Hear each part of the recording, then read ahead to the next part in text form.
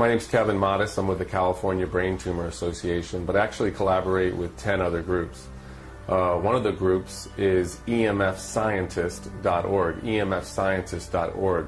That's 220 doctors and scientists from 39 countries who have looked at health effects from wireless radiation. And from their work and the work of others, we can clearly say that wireless radiation can cause cancer, neurological problems, immune system disorders, and reproductive harm. Clearly, our scientists, along with the other groups I work with, which are composed of people who are developing wireless health effects from their various sources. For instance, people developing brain tumors from their cell phone and the radiation emits.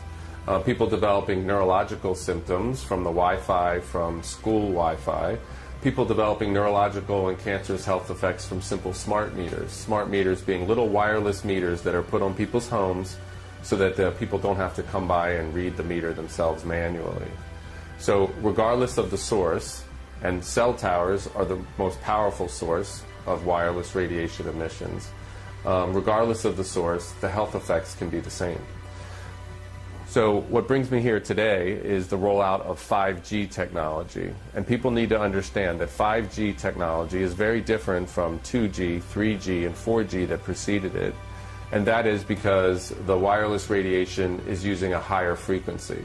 Our current wireless technology uses about 1 gigahertz to 4 gigahertz. This new 5G technology is ultra high frequency, ultra high intensity, and it's 24 gigahertz to 90 gigahertz. To put this in some type of perspective, 90 gigahertz is 90 billion electromagnetic waves per second hitting your body. We know people are already getting sick from the lower frequencies, and we expect, that is our scientists expect, that these higher ultra high frequency microwaves are going to bring people to disease quicker and in a more intense form. The other problem with 5G technology is these microwaves are very short. So our old microwaves were about 2.5 to 3 feet long. These are now about 1 inch to half an inch long, and they don't travel very well. So they're going to have to put a little cell tower transmitter in front of about every 2 to 10 homes. Now this is a big problem because we know that cancer rates around regular cell towers are about 3 or 4 times what they normally should be. We also know that there's neurological symptoms that increase as you get closer and closer to a cell tower. Now these new transmitters are going to be placed close to people's homes.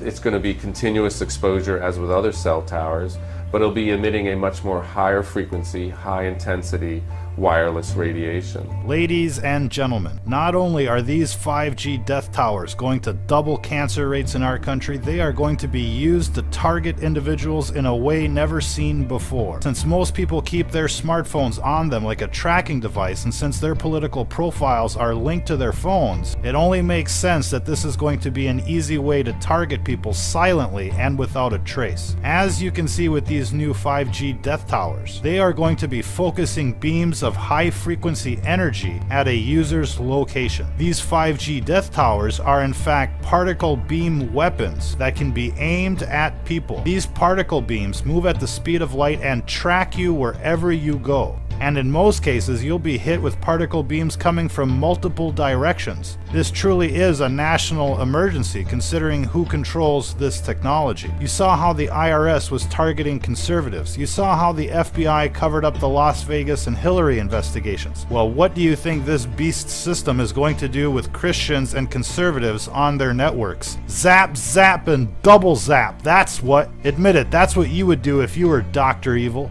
You'd poison the food, the air, the water, and you'd use these death towers to slowly induce cancer. Have no doubt about it, these 5G death towers are bad news any way you look at it. So go to your city council meetings. Protest these bad boys from coming up in your neighborhood before it's too late. If you're listening to this, you are the resistance.